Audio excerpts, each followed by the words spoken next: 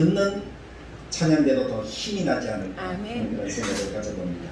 하나님이 쓰시는 사람, 또 하나님이 위로하시는 사람, 하나님이 주시는 모든 성도들 되시길 간절하게 바랍니다. 아멘. 하나님 우리에게 말씀하십니다. 성경을 가슴에 드시고요, 우리 같이 성경 믿음의 고백을 하나님께 드리겠습니다. 같이 고백합니다. 성경은 하나님의 말씀입니다. 나는 성경 말씀을 믿습니다. 나는 성경 말씀에 순종하겠습니다. 아멘. 할렐루야. 아멘. 성경은 하나님의 말씀입니다. 아멘. 오늘 우리는 성경 말씀을 듣습니다. 아멘. 그 말씀을 듣고 그냥 좋은 이야기로 여러분들의 머리에만 두지 마시고 여러분들의 가슴 속에 이 말씀을 담으셔서 이 말씀이 우리의 가슴을 울리고 우리의 삶을 바꾸고 우리를 새롭게 하는 능력의 말씀이 되기를 간절하게 축복합니다. 아멘. 오늘은 창세기 39장 말씀을 통해서 하나님이 쓰시는 사람 세 번째 시간으로 여러분들과 함께 하기를 원합니다. 하나님이 쓰시는 사람 세 번째, 하나님이 보여주시는 은혜는 형통이라는 단어입니다. 우리는 하나님이 쓰시는 사람이라는 제목으로 말씀을 처음 들었을 때 다윗의 이야기를 하였죠. 다윗은 하나님의 마음에 합한 사람이다 라고 이야기를 들었습니다. 하나님의 마음이 다윗의 마음에 있었고 또 다윗은 그 마음을 항상 하나님께 드렸어요. 그래서 하나님의 마음에 딱 맞는 사람이었다라고 하나님께서도 인정하셨죠. 그 이유가 무엇입니까? 다윗의 중심에는 항상 무엇이 있었다고요? 하나님이 계셨다. 아멘. 비록 눈에 보이는 것은 힘들고 어렵고 환난과 역경과 고난이잖아요. 근데 그 마음에는 누가 계시는 거예요? 하나님. 하나님. 환난과 역경과 고난만 보면 우리들은 정말 힘들고 어려운 시간을 보낼 수밖에 없지만 그 속에서 하나님을 보면 소망이 있고 하나님을 보면 하나님이 그 상황을 이기게 하시는 능력을 주시고 하나님을 보면 하나님께서 허락하시는 하나님을 쓰시는 사람이 된다는 거예요. 결국 다윗은 하나님이 쓰시는 것을 우리가 보지 않습니다. 그래서 우리도 우리 마음속에 항상 하나님을 두면 하나님이 쓰시는 사람이 될 줄로 믿습니다. 두 번째는 우리가 비전이 있다고 그랬잖아요. 하나님의 비전을 가진 사람, 그 사람이 하나님이 쓰시는 사람이 되는 거예요. 하나님이 무엇을 원하실까? 하나님이 원하시는 것이 무엇인가를 분별할 줄 아는 사람이 비전의 사람입니다. 그래서 내가 원하는 것이 아니라 하나님이 원하는 것. 세 번째는 거기에 우리들의 삶을 조율할 줄 아는 사람이라 그랬어요. 하나님의 말씀에 내 삶을 맞추는 거예요. 우리는 기도할 때, 신앙생활할 때 하나님 나 좀 봐주세요, 나에게 좀 맞춰주세요 이렇게 기도하는 경우가 참 많잖아요. 그런데 진짜 기도는 하나님께 나를 맞추는 거예요. 그래서 나의 문제가 하나님 앞에 있는 거예요. 그것을 우리는 기억해야 될 줄로 믿습니다. 그렇게 조율해 가면 하나님이 쓰시는 사람이 되는 거예요. 나에게 필요한 하나님이 아니라 하나님이 쓰시는 내가 되어질 때에 그 사람의 삶이 아름답고 그 사람의 삶이 복된 줄 믿습니다. 그리고 오늘은 형통이라는 단어. 하나님이 쓰시는 사람은 형통합니다. 근데 하나님이 쓰시는 사람의 형통은 위드라는 단어와 함께하고 있다는 거예요. 위드라는 단어는 함께라는 말이잖아요. 그래서 하나님이 나와 함께 한다는 거예요. 그 사람의 삶이 형통케 되어집니다. 오늘 우리는 요셉이라는 사람을 만나게 됩니다. 요셉은 우리가 잘 알죠. 요셉 하면 대부분의 사람들이 무엇을 생각해요? 그 다음에 애국의 총리, 이것을 생각하잖아요. 근데 요셉은 그것보다는 하나님이 허락하시는 형통의 삶을 살았다라는 사람 이야기. 그 형통의 삶을 살았던 방법이 그 유일한 이유가 뭔가 하면 하나님이 함께 하셨다라는 말입니다. 사실 이 형통이라는 단어를 생각하면서 요셉의 일대기에 떠오르는 그런 모든 상황들이 보면 나락으로 떨어지는 상황이었어요. 요셉의 삶이 곤두박질 치는 그런 삶이었다는 거예요. 남떨어지로 떨어지는 삶이었다는 거예요. 그때마다 요셉의 일대기 속에 등장하는 단어가 형통이라는 단어예요. 생각해 봅니다. 나락으로 떨어지는 삶이 형통이라는 단어와 어울립니까? 어울리지 않습니까? 어울리지 않잖아요. 남떨어지로 떨어진다는 것은 고난이에요. 아픔이에요. 요셉의 삶이 어땠습니까? 형제들에게 미움을 받았잖아요. 아버지에게 사랑을 받는 듯 해서 요셉이 좀 풀리는 것 같았는데 어떻게 됐어요? 미움을 받아서 죽을 뻔했다가 겨우 구출을 받았는데 아버지를 만날까 싶었는데 어떻게 돼요? 노예로 팔립니다. 노예로 팔려서 좀 집 가까운 데 있으면 되는데 어디로 간 거예요? 한참 떨어졌는데 애굽이라는 나라까지 팔리고 그렇게 팔려서 애굽 나라에 들어갔더니 그것도 조금 헤어나올 수 없는 아주 높은 사람의 집에 팔려간 거예요. 그러니까 이 애굽 바로의 시위대장 보디발의 집에 노예로 팔려갔다는 거예요. 그럼 노예의 삶이 좋을까요? 좋지 않을까요? 힘들겠죠. 요즘도 마찬가지잖아요. 요즘은 대부분의 사람들이 다 노예가 되어져 있습니다. 여러분들 다 노예예요. 그거 아십니까? 돈에 노예가 되어져 있고 어떤 사람들은 핸드폰에 노예가 되어져 있어요. 이상하게 핸드폰을 자기 돈으로 딱 사려고 하니까 너무 비싼 거예요. 그래서 이 사람들이 어떻게 해요? 이 사람 노예로 만드는 거예요. 3년 정도 쓰도록 만드는 거예요. 그러면서 할부를 해줘요. 여러분들이 핸드폰을 샀을 때 할부값이 다 들어갈까요? 안 들어갈까요? 다 들어가서 이자까지 내고 있어요. 사실은 돈 있으면 그냥 사는 게 제일 좋아요. 그렇게 핸드폰에 노예가 돼요. 3년 지나면 핸드폰이 또 어떻게 돼요? 조금 낡아져서 잘 안 돌아가는 것처럼 느껴져요. 그래서 새 폰을 또 하게 해요. 그럼 새 폰에 또 노예가 되는 거죠. 사람들이 그렇게 노예가 되어져 있어요. 왜 매여있는 삶이 행복하지만은 않더라고요. 핸드폰 볼 때마다 그런 생각이 들어요. 내가 이 노예 생활 빨리 끝내야 되는데 요번에는 4년 5년 동안 한번 써보자 그런 마음으로 계속 쓰고 있어요. 그런데 또 3년이 지나면 새로운 것이 눈에 들어오네요. 그게 우리들의 삶의 모습이잖아요. 그것뿐만 아니라 사람과의 관계 속에서 또 직장 속에서 사람들의 삶이 다 그런 것 같아요. 요셉처럼 노예가 되어서 살아요. 근데 그 삶이 행복하지 않아요. 사실 월급을 받아요. 돈의 노예라는 것이 뭐예요? 이 월급을 받으면 대부분의 사람들의 삶이 어때요? 한 일주일 되기 전에 어떻게 되죠? 통장에 들어갔던 돈이 다 빠져나가요. 쌓여있는 사람이 몇 사람 정도 될까요? 우리나라에 한 10%도 안 돼요. 90% 이상의 사람들은 통장에 돈이 없어요. 돈의 노예가 되어서 또 그 돈 채워지기만을 기다리는 거예요. 일주일도 안 되는 그 시간에 다 사라질 건데. 참 그런 사람들을 다 살아가요. 어렵죠. 힘들죠. 요셉이 그랬어요. 요셉은 더 심했어요. 돈에 주머니에 들어오는 돈이 한 푼도 있을까요? 없을까요? 한 푼도 없어요. 노예니까. 자기는 주인이 아니니까. 자유인이 아니니까. 근데 성경이 뭐라고 얘기합니까? 39장 3절 오늘 우리가 읽은 말씀은 이렇게 이야기합니다.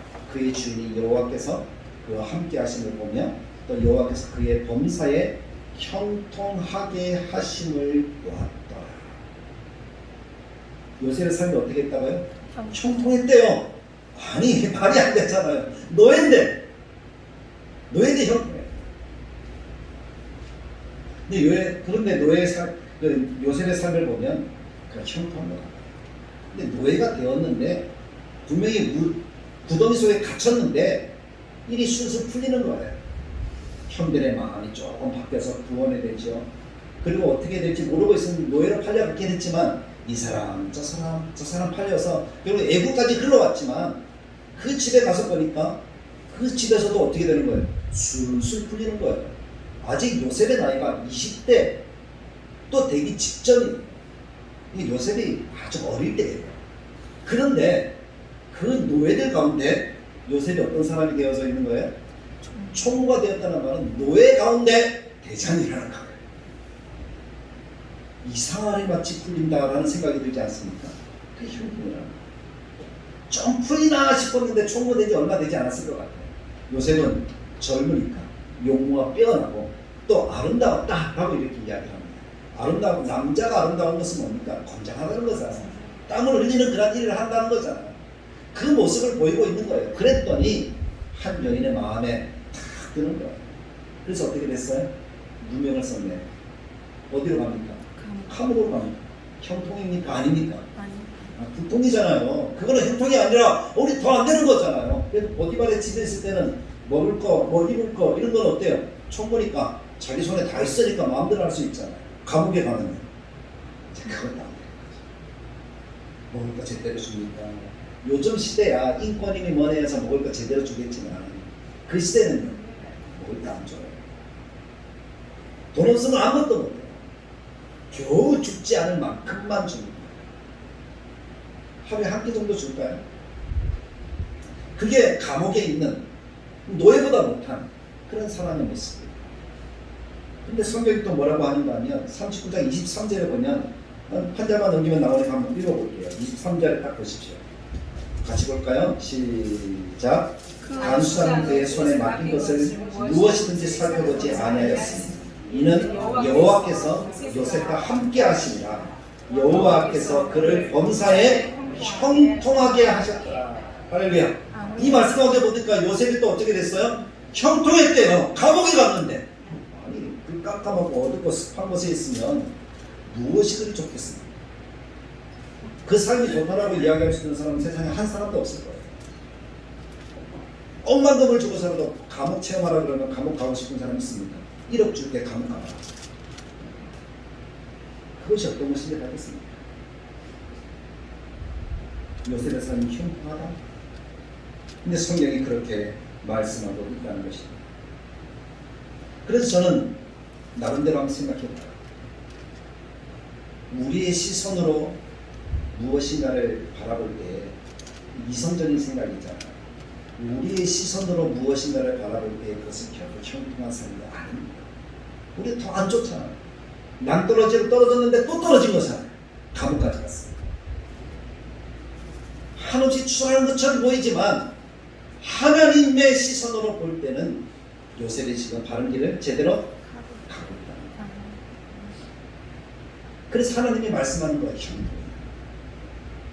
하나님의 계획 속에 요셉의 길은 지금 제대로 길을 가고 있는 거예요. 그래서 우리가 어떤 일을 바라볼 때 형통이라는 것이 무엇인가를 볼 때 사람의 시간이나 사람의 시각으로 바라보아서는 안 된다는 거예요.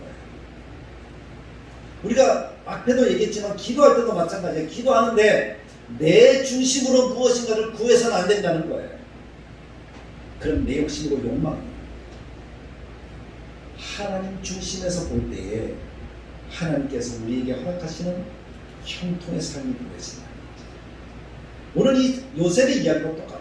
하나님의 시각으로 봐야 된다는 거예요. 하나님의 입장에서 하나님의 시간 속에서 요셉은 지금 엄청난 어려운 시간 속에 있는 거예요.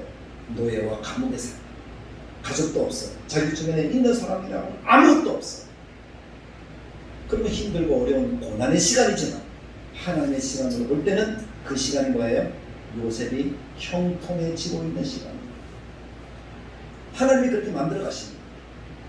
사실 우리가 스포츠 경기를 딱 보면은 스포츠 경기를 그냥 결과를 모르고 보는 것과 결과를 알고 보는 것은 차이가 있습니까? 없습니까? 차이가 있지요. 결과를 모르고 보면요 조마조마하고 왜 이렇게 안 될까? 이런 생각으로 보면 결과를 알고 보면요 편안합니까? 불안합니까? 한 골 먹어도 편안합니까? 불안합니까? 편안해요. 왜냐하면 우리는 결과를 알거든요. 이미 3대1로 이겼다는 거 알거든요. 한 골, 두 골 먹는 것까지 괜찮아요. 우리는 답을 아니까. 그런 거 하나님은 우리 인생의 답을 압니까? 모릅니까? 알죠. 우리 인생의 결론을 아십니까? 모릅니까? 아시죠? 우리는 몰라요. 근데 우리가 요셉의 일생을 보면 요셉의 일생을 우리는 압니까? 모릅니까? 알고 있죠. 요셉이 지금 감옥에 있지만 어디까지 올라갈 거예요? 총리까지 올라간다는 사실 우리는 이미 알고 있어요. 그래서 우리는 요셉의 이야기를 들어도 목사님 아무리 그래도 전 답을 알고 있어요. 불안하지 않아요. 이런 마음일 거예요. 맞잖아요. 하나님이 우리를 볼 때 그렇다. 그러니까 사랑하는 성도 여러분, 현실이라는 이 시간 속에서 참 힘들고 어려운 시간들 우리가 걸어가고 있지만 그것 때문에 여러분들이 하나님을 불신한다든지 믿지 않는다든지 아니 우리 인생을 놓고 불안해한다든지 그렇게 하지 마시기를 간절하게 축복합니다. 하나님이 답을 하시니까 우리가 하나님 앞에 붙어 있으면 어떻게 될까요? 이끌어 가십니다. 그게 요셉의 삶이었다. 성경이 그렇게 말씀합니다. 사랑하는 성도 여러분, 삶이 무기력함을 느낄 때가 참 많으십니다. 저도 그래 무기력함을 느낄 때가 얼마나 많은지 하루하루가 달라요. 문제가 크게 보일 때 삶이 얼마나 무기력한가. 내가 해결할 수 없는 그런 상황에 부딪힐 때에 얼마나 힘듭니까. 분명하게 있어야 되는데 없습니다. 그래서 물질적인 사람이 무엇이든 없습니다. 참 답답하죠. 그럴 때가 우리 인생 가운데 참 많이 있습니다. 그럴 때 많은 성도들이 어떻게 하나님께 기도합니까? 하나님 내 삶을 좀 바꿔주세요. 이렇게 기도하죠. 이 환경을 좀 바꿔달라. 이 문제를 좀 바꿔달라. 우리 대부분의 성도들이 그렇게 기도해요. 그러나 오늘 요셉이 형통케 되어졌다는 이 단어를 우리의 가슴 속에 새기면서 우리의 기도가 조금 바뀌었으면 좋겠어요. 우리의 시선이 조금 바뀌기를 간절하게 축복합니다. 우리 기도가 어떻게 바뀌어야 됩니까? 하나님은 상황을 바꾸시는 분은 아니시더라고요. 정해놓아진 길이 있다면, 우리가 걸어가야 될 길이 있다면 그 길을 걸어가게 하십니다. 낭떠러지면 낭떠러지까지, 골짜기면 골짜기까지 우리가 걸어가게 하시는 분이에요. 우리가 원시 속의 화초를 보지요. 원시 속의 화초는 어떻습니까? 너무 아름답잖아요. 싱싱해 보이잖아요. 그 원시 속의 화초가 원시를 나오면 어떻게 될까요? 올라가지 않아요. 여기 있는 화분들도 있지만 얘가 그 꽃집에 있을 때는 어땠어요? 이랬을까요? 얼마나 싱싱했겠어요. 여기 오니까 환경이 다르거든요. 맞죠? 그런 거. 상황을 바꾸시는 분, 상황이 바뀌어지면 사실은 우리는 힘들어요. 그러나 그 상황은 내가 걸어가야 될 길. 근데 우리는 너무 원시 속에만 있기를 원하는 거야. 그것이 나의 길이라고 착각하는 거야. 대부분의 삶이 그래요. 하나님 이랬으면 좋겠어요 하는 것은 내가 원시 속에 들어가고 싶어요 라는 거야. 근데 그 상황 속에서 안 될 사람이 있습니까? 없습니까? 안 될 사람은 없죠. 그렇게 되면 모두가 다 잘 되겠죠. 다 싱싱하고 다 아름답고 다 멋있지 않겠습니까? 근데 우리 환경은 그렇지 않아요. 환경이 바뀌는 것은 아니라는 거예요. 내가 걸어가야 되는 환경, 모두가 같이 걸어가야 되는 환경은 다 똑같이 걸어가야 된다는 거예요. 문제는 뭡니까? 그 상황 속에서, 그 환경 속에서 우리의 믿음과 마음이 조금씩 업그레이드 되는 거예요. 성장하는 거예요. 그러면 예전에 어린이 시절에 내가 힘들었던 환경이 지금 보면 어때요? 제가 어릴 적 놀던 동네에 가보았어요. 옛날에 놀 때는 그 신장로가 너무 넓어서 거기서 38선 놀이도 하고 오징어 달구지도 하고 차가 안 오면은 막 그런 놀이를 하고 놀았어요. 근데 지금 가보니까 그게 왜 이렇게 좁은지 너무 좁은 거예요. 제가 어땠다고요? 그 길이 옛날에는 신장로였는데 지금 골목길 정도밖에 되지 않는 거예요. 그 환경 속에 있을 때는 그게 그렇게 커 보였지만 지나서 보니까 그것은 아무것도 아니에요. 그 이야기는 뭡니까? 내가 자랐다는 것이고 성장했다는 것이고 그런 환경을 이길 수 있는 내가 되었다는 거죠. 하나님이 우리들에게 주시는 마음은 그 마음, 그 환경을 이길 수 있는 마음. 요셉의 인생에 비춰보면 하나님은 요셉에게 일어나는 일뿐 아니라 그 일로 인해 요셉 안에서 일어나는 일들에 대해서 사실 끊임없이 관심을 가지고 계십니다. 한 번도 그 요셉의 모습에서 눈을 떼지 않으시고 요셉에 관심을 갖고 계신 분이 하나님이시라는 사실을 기억하시길 간절하게 축복합니다. 항상 변함없이 꾸준히 여전히 하나님의 사람이 하나님 안에 있습니다. 그게 요셉입니다. 하나님이 쓰시는 사람입니다. 그것을 내가 요셉이 여러분이 마음속에 인정하느냐 인정하지 않느냐 믿느냐 믿지 않느냐가 여러분들의 형통과 불통을 결정하는 길이 됩니다. 그것을 믿으면 여러분들의 삶은 형통한 삶이 될 줄로 믿습니다. 그것을 믿지 않으면 원망, 불평, 짜증 이런 것밖에 우리의 삶 가운데 나타나는 것이 없어. 불안, 초조, 넘지 못할 삶, 헤어나오지 못할 수렁 이런 것밖에 되지 않는 거예요. 사랑하는 성도 여러분, 내가 어떤 환경, 어떤 상황에 처해 있다 할지라도 하나님은 나를 향한 시선을 결코 감지 않으시는 분이십니다. 아멘. 나를 바라보시면서 나에게 관심을 갖고 나를 인도하시고 이끌어 주시는 분이십니다. 아멘. 그것이 하나님이 함께 간다. 하나님이 함께. 믿음이 나와 함께. 그래서 요셉의 삶이 총리가 되었죠. 총무가 아니라 총리가 되었죠.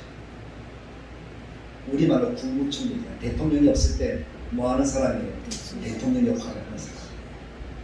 우리나라 서열 2위가 국무총리예요. 애굽의 서열 2위가 누굴까요? 국무총리예요. 총리예요. 하나님이 그만큼 높여주신 거예요. 애굽이라는 나라 속에 왕이 되게 하진 않으셨어요. 그렇게 될 필요는 없어요. 총리가 되어도 충분하게 하는 영광을 나타내고 하나님이 형통케 하시는 삶을 살아갈 수 있습니다. 보시면 총리가 되었더니 왕도 그 앞에 고개를 숙이네요. 그렇지 않습니까? 세상의 애굽의 모든 것들을 다 누구에게 맡겼어요? 요셉에게 위임했잖아요. 백성들은 나에게 엉커졌다. 누구에게 가라? 요셉에게 가라. 그게 총리였어요. 그러니까 최고의 높은 지위까지 하나님께서는 오르게 하신 거예요. 형통이 되었다는 그 삶이 요셉에게 두 가지 고백을 하게 하는 거예요. 첫 번째 고백은 이거예요. 내가 아니라 하나님께서 바로에게 편안한 대답을 하시리다 라는 고백입니다. 창세기 41장 16절 말씀이죠. 저는 이 고백이 참 너무나 좋아요. 저도 성도님들에게 그리고 함께하는 모든 분들에게 이 고백으로 여러분들에게 함께하기 원합니다. 하나님이 여러분들에게 편안한 대답을 하실 것입니다. 할렐루야. 그것을 여러분들이 받으셔야 해요. 요셉이 이렇게 고백할 수 있었던 것이 요셉이 하나님이 함께하는 형통한 사람이 되었기 때문이 아니었을까. 바로 그 부르잖아. 그때 요셉의 나이 30이 되었다. 요셉이 한 몇 년 동안 감옥에 있었을까요? 최소한 8년에서 10년 정도 감옥에 있었다는 거예요. 30이 되었을 때에 요셉은 바로 앞에 섰어요.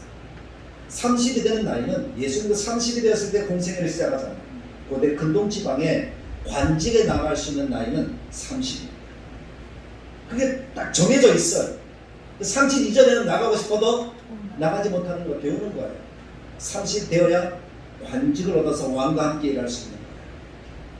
그러니까 하나님께서 그때까지 요셉을 훈련시키면서 기다리게 하시는 거예요.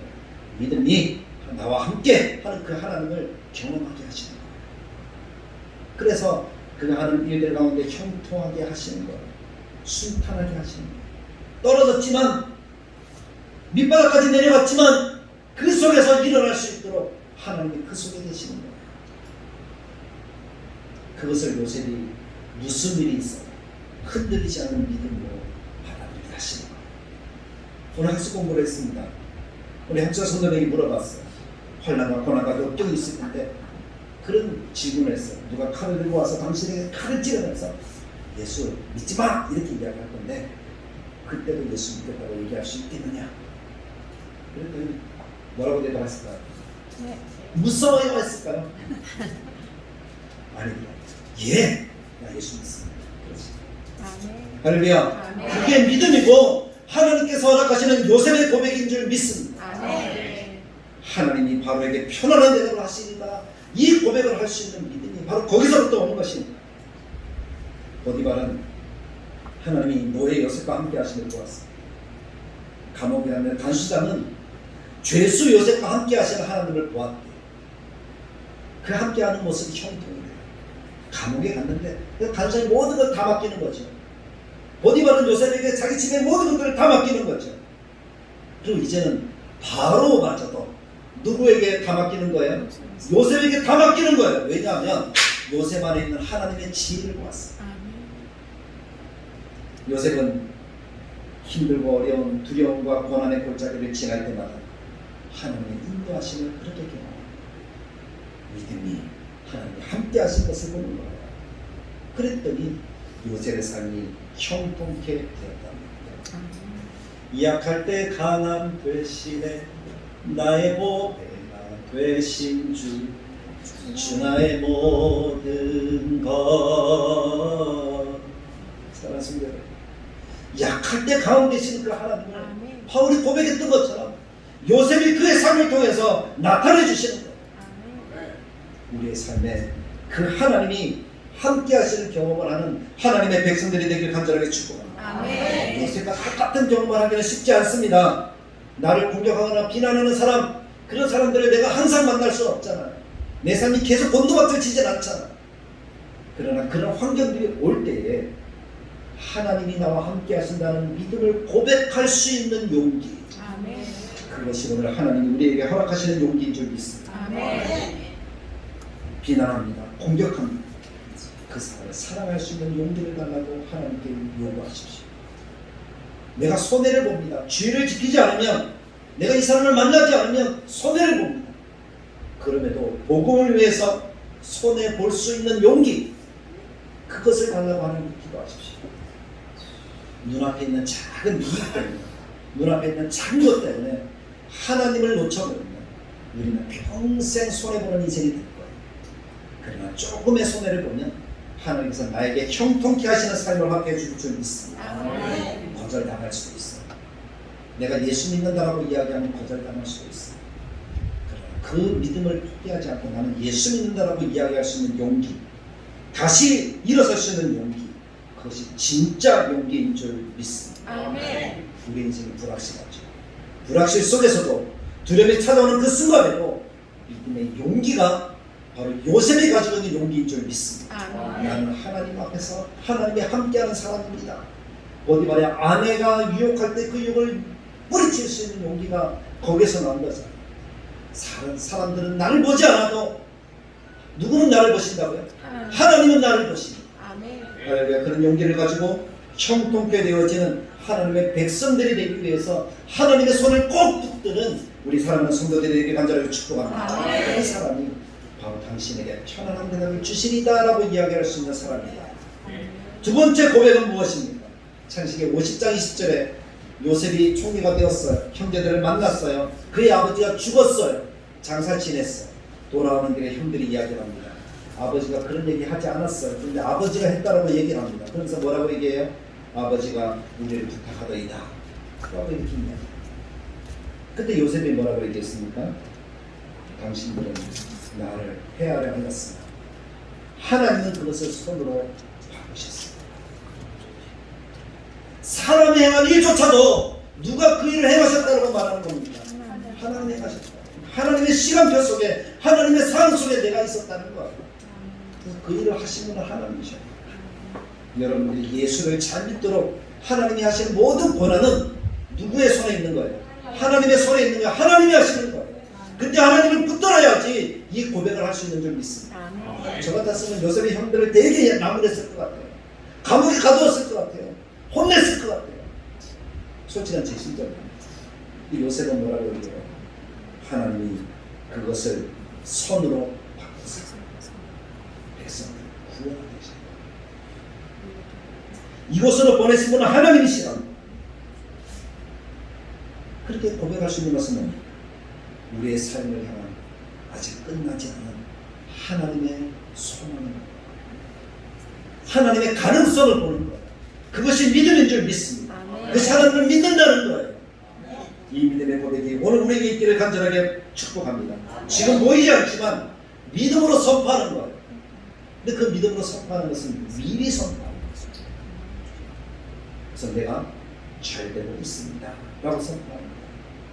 내가 형통할 향해 달려가고 있습니다 라고 선포하는 거예요. 이 문제를 극복되었습니다 라고 선포하는 거예요. 하나님이 주셨다라고 믿음으로 선포하는 거예요. 그것이 신앙인 줄 믿습니다. 그 삶이 하나님이 나와 함께 하시는 삶을 살아가는 거룩한 하나님의 백성들의 삶이라는 거죠. 요셉의 고백이 그거예요. 믿음으로 선포합니다. 당신들은 나를 헤아려 했으나 하나님은 그것을 손으로 바꾸셨습니다. 아멘. 할렐루야. 아멘. 하나님이 손으로 바꿔주시는 거예요. 그것을 믿음으로 선포하는 것이 신앙입니다. 아멘. 믿음으로 드리는 것이 신앙입니다. 아멘. 그런 삶을 드릴 수 있는 하나님의 백성들에게 간절하게 축복합니다. 아멘. 더 많이 받기를 원하세요? 그럼 하나님께 드리십시오. 그럼 하나님이 더 주시는 줄 믿습니다. 아멘. 믿음으로 고백합니다. 그것이 믿음이 하나님이 나와 함께 하신다는 것입니다. 각 하나님과 함께하시. 그것이 나의 삶입니다. 그 삶을 살아가는 하나님의 백성들이 되시며 어떤 두려움, 어떤 염려, 어떤 환란이 오더라도 두 글자가 여러분들에게 이루어지는 줄 믿습니다. 그것이 뭘까요? 형통. 그 사람을 하나님이 쓰십니다. 그 사람이 오늘 여러분들이 되시기를 주님의 말씀 따라 간절하게 축복합니다. 참 좋으신 하나님, 오늘 하나님이 쓰시는 오늘 이 시간에 하나님의 백성들 되어진 줄 믿습니다. 믿음으로 선포합니다. 하나님 이들과 함께 하십니다. 하나님 이들을 형통케 하십니다. 하나님 이들을 되게 하십니다. 하나님 이들을 통하여서 놀라운 역사를 이루셨습니다. 그 믿음의 고백이 오늘 우리의 고백이 되게 하여 주옵소서. 하나님이 하나님의 백성들에게 편안한 대답을 주셨습니다. 이 말씀을 믿고 형통이라는 두 글자의 삶을 살아가는 오늘 함께하는 모두가 되도록 주님 역사하여 주옵소서. 이제는 우리 주 예수 그리스도의 은혜와 하나님의 사랑, 성령님의 감화, 감동, 축복하시는 역사, 형통이라는 두 글자, 하나님이 쓰시는 사랑, 하나님이 함께 하시는 삶을 살아가는 우리 모두에게 이루어지기를 원하는 하나님의 백성들 머리머리 위에 영원토록 함께 계실지어다. 아멘.